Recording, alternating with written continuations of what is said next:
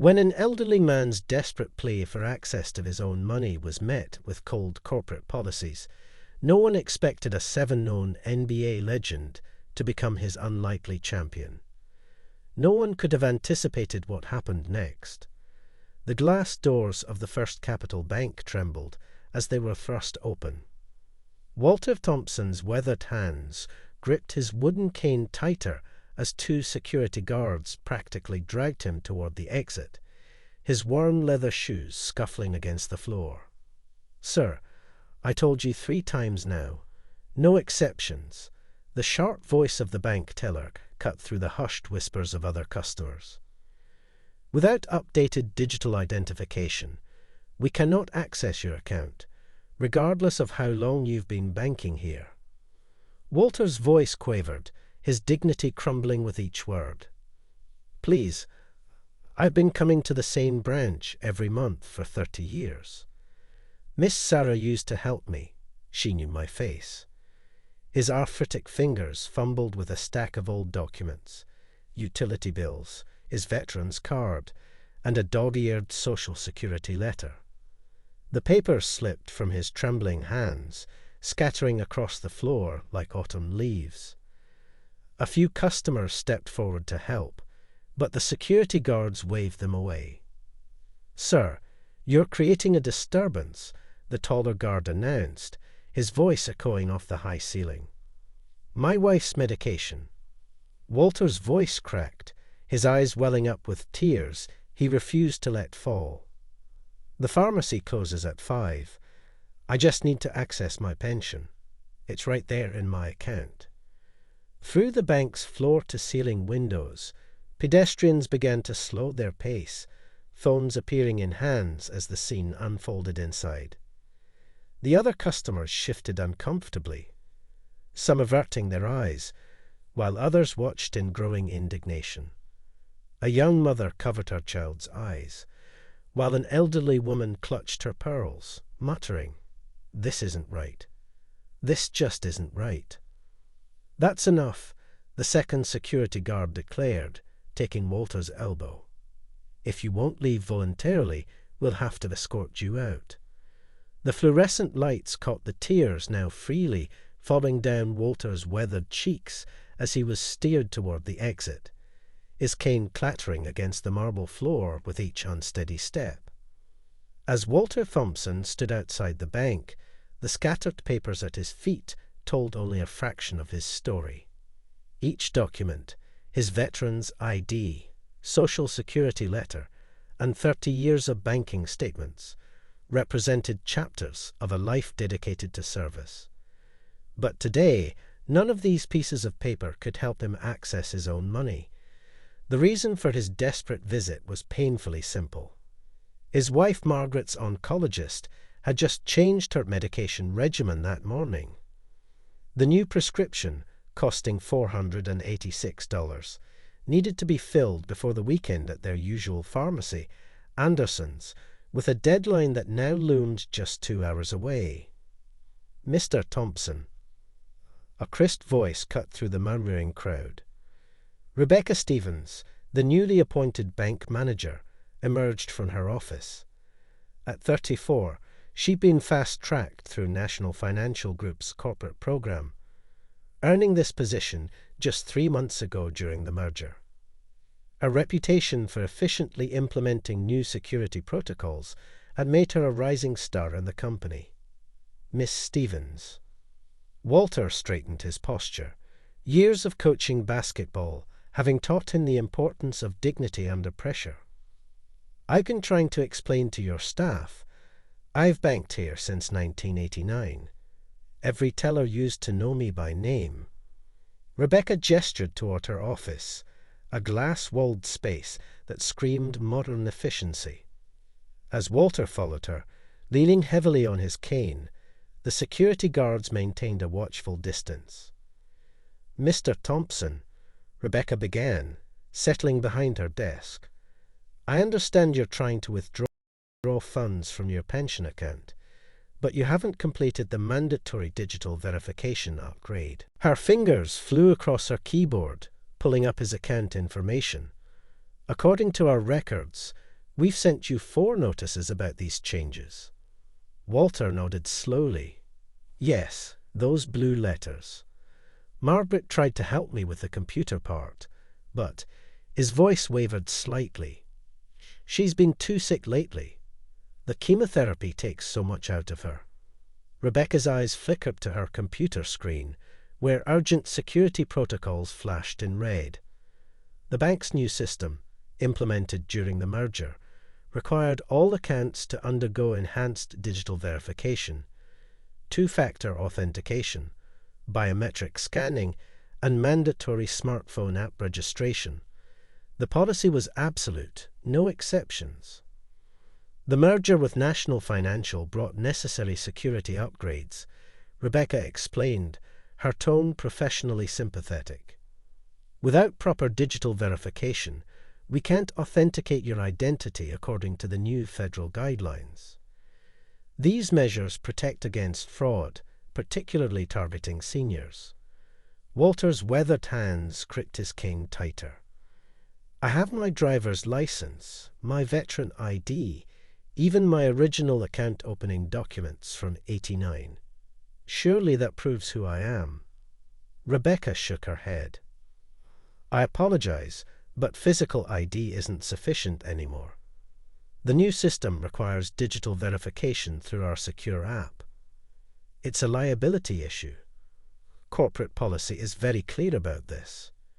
She turned her monitor, showing him the requirements: smartphone with banking app installation, digital ID verification through a third-party service, biometric data registration, two-factor authentication setup, and digital signature enrollment. But I don't have a smartphone. Walter's voice cracked. Margaret and we share a simple flip phone. It was enough until today. Rebecca's fingers tensed on her keyboard. The morning's email from corporate headquarters still burned in her mind. *0 exceptions to security protocols. Violations will result in immediate review of management positions * her own job, her mortgage, her future in banking, all hinged on perfect compliance. Perhaps a family member could help you set up the digital verification, she suggested, knowing the process would take days to complete. Walter's eyes met hers, years of wisdom and worry reflected in them. My son is stationed in Germany. Margaret's sister is flying in next week to help with her care. But the medication, he placed the prescription slip on her desk. This can't wait until next week. The bank's new policies loomed like an invisible wall between them. Rebecca could see Walter's account on her screen, decades of careful savings, regular deposits, never an overdraft. But the red warning banner across the top was unmistakable. * unverified account. Access restricted * outside the glass office. The lobby had grown quieter. Other customers watched the scene unfold. Many recognized Walter, the coach who'd spent countless evenings in the old gym, who'd bought uniforms for kids who couldn't afford them, who'd written college recommendations and attended graduations long after his students had left his team. The clock on the wall ticked, each moment bringing Margaret's medication deadline closer. The system designed to protect people like Walter had become the very thing threatening his family's well-being. Rebecca stood up, her decision made. Walter's insistence on needing the money felt like a nuisance to the new manager and her staff, so much so that they felt it was best to have him outside. Right around that time, Shaquille O'Neal and his teenage daughter Mahira were pulling up to the bank's parking lot. As they made their way toward the building's entrance, they noticed him. An elderly man sitting on a bench near the bank's side entrance, his shoulders shaking with quiet sobs, a wooden cane gripped tightly in his weathered hands. "Dad, look," Mahira whispered, tugging at her father's sleeve. The sight of an elderly man crying wasn't something you saw every day, especially not outside a bank in broad daylight. A few scattered papers lay at his feet, medical prescriptions, bank statements, and what looked like old photographs spilling from a worn leather wallet. Shaq paused, his 7-money frame casting a shadow over the scene. "Sir, are you okay?" His deep voice was gentle, a stark contrast to his imposing presence. Walter Thompson looked up, hastily wiping his eyes with the back of his hand, the ingrained coaching dignity still evident despite his situation. "I'm sorry," he managed, trying to gather his scattered documents. "It's just, my wife, Margaret. She needs her medication, the new cancer treatment, and they won't." His voice cracked as he gestured toward the bank's entrance. Mahira was already kneeling, helping collect the fallen papers. She picked up a photograph, a team picture from Millbrook High's championship season. "Dad, look at this. He's Coach Thompson. They were talking about him at the camp today." Shaq's expression shifted as the pieces came together. The stories he'd heard earlier about a coach who dedicated his life to the community, who'd never turned away a child who couldn't afford to play, and who'd worked multiple jobs to keep youth programs running. They were all about this man. Through his tears, Walter explained the situation, the new digital verification requirements, the medication deadline, his wife waiting at home. Each word seemed to weigh heavier than the last. 4 decades of banking here, Walter said, his voice barely above a whisper. Now they treat me like I'm nobody, like all those years mean nothing because I can't use their smartphone app. Maya was already on her phone, her young fingers flying across the screen as she read through the bank's online policies. "Dad, this isn't right," she said, her voice carrying that teenage certainty of justice and injustice. "They can't just." Before she could finish, Shaq had already made his decision. Having lost his sister to cancer, the mention of medication and treatment struck a deeply personal chord. He extended his hand to Walter. "Coach Thompson, let's go back in there together," he said, helping the elderly man to his feet. Sometimes people need a reminder that behind every policy there's a person. As they walked toward the bank's entrance, other customers began to notice. Phones came out, whispers spread, and social media started buzzing with the unfolding story. The glass door slid open, and the bank's lobby fell silent as the unlikely trio entered. The NBA legend, the teenage girl with her phone recording everything, and the elderly coach whose dignity seemed to return with each step. Rebecca Stevens, who had just returned to her office, froze mid-stride as she saw them approach. The power dynamic in the room shifted instantly. This was no longer just about an elderly man struggling with digital banking. It had become a moment of moral reckoning for an institution that had lost sight of its human purpose in the rush toward modernization. "Miss Stevens," Shaq's voice carried across the lobby with the same intensity he once brought to championship games. "I think we need to have a conversation about what banking really means to a community." The tension in the room was electric. Rebecca's tablet trembled slightly in her hands as she looked from Shaq to Walter. She straightened her blazer, a reflexive gesture that did little to mask her unease. "Mr. O'Neal," she began, her corporate training evident in every measured word, "while I appreciate your concern, there are federal regulations that we simply cannot." "Let me stop you right there," Shaq interrupted, his 7-money frame seeming to fill the entire office as he leaned forward slightly. "I sit on the board of multiple banks. I've been involved in countless mergers and acquisitions. So when you talk about federal regulations, I know exactly what they say and what they don't say." The other bank employees, gathered at the periphery of the scene, visibly paled. Their usual Monday afternoon had transformed into something that felt more like a high-stakes courtroom drama, with Shaq serving as both judge and jury. "Tell me something," Shaq continued, pulling out his phone. "I just pulled up Coach Thompson's history with this bank minus 43 years. Never an overdraft, regular deposits, consistent patterns. Do they mean nothing to you? Are they not enough to confirm this man's identity? Myra, still recording, zoomed in on the stark contrast between her father's modern smartphone and Walter's worn passbook, a visual metaphor for the clash between progress and humanity that was unfolding. "You're wasting this man's precious time because a computer is telling you so," Shaq said, his voice dropping lower, carrying the weight of personal experience.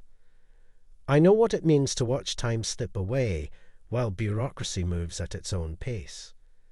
Every minute we stand here arguing about apps and digital signatures, Coach Thompson's wife is waiting for medication she needs to live." Rebecca's tablet slipped slightly in her grasp. "Sir, I understand the emotional aspect, but do you?" Shaq straightened to his full height, and several bank employees instinctively took a step back. "Because from where I'm standing, and I'm standing pretty tall, I see an institution that's forgotten its purpose. Banking isn't just about securing money, it's about securing trust." He gestured toward the lobby, where customers had pressed against the office's glass walls, phones recording every moment. "Look out there.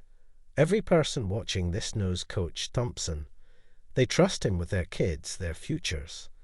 But this bank, where he's kept his money for over 4 decades, can't trust him enough to access his own savings."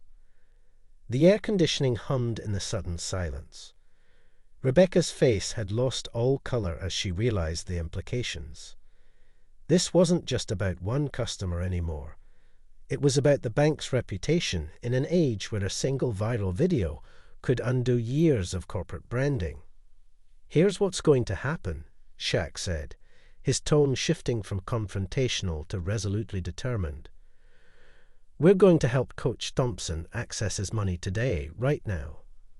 And tomorrow, you're going to review every policy that puts digital convenience above human dignity.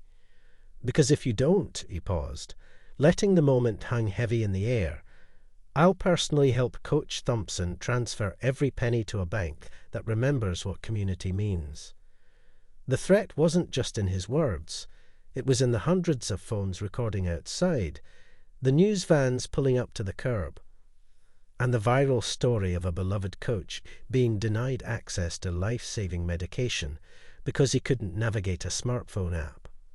Rebecca looked down at her tablet, then at Walter's passbook, then at the imposing figure of Shaquille O'Neal standing between her and business as usual. In that moment, she had to choose between corporate policy and human decency, between digital progress and moral responsibility. The clock on the wall ticked toward the deadline, and in a small bank office in Middle America, the future of banking itself seemed to hang in the balance. Rebecca made a decision that would later be cited in banking industry journals and social media case studies. Her fingers trembled slightly as she reached for Walter's passbook. "Let's process your withdrawal right now, Coach Thompson," she said, her voice carrying a new note of humanity. "We'll use the emergency override protocol. I'll take full responsibility." As Walter's transaction was being processed, Shaq noticed a familiar photo on the coach's phone, one of the few modern technologies the elderly man had embraced. It was a faded image from 1985, showing a much younger Walter Thompson coaching a lanky teenager who would later play in the NBA. "You coached Marcus Wilson?" Shaq asked, his eyebrows rising in recognition. Walter nodded, a brief smile breaking through his worry. "I taught him that skyhook you could never block," he said, momentarily forgetting his troubles in the warmth of the memory. Shaq's deep laugh filled the office, breaking the remaining tension.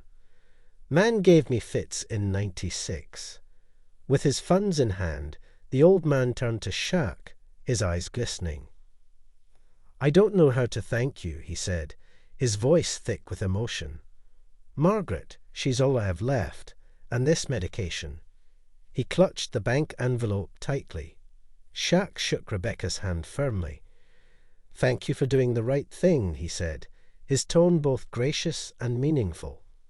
Sometimes the biggest assists in life happen off the court.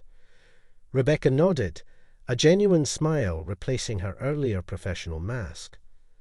As they walked toward the bank's entrance, Shaq made a quick stop at the ATM. Without fanfare, he withdrew some cash and pressed it into Walter's hand. The old man started to protest, but Shaq raised a hand. "Consider it an investment in the Skyhook legacy," he grinned. Meyer watched as the two men, one towering, one stooped, but both giants in their own ways, shared a final handshake in the fading afternoon light. Sometimes, she realized, the biggest victories aren't won with slam dunks, but with simple acts of human dignity.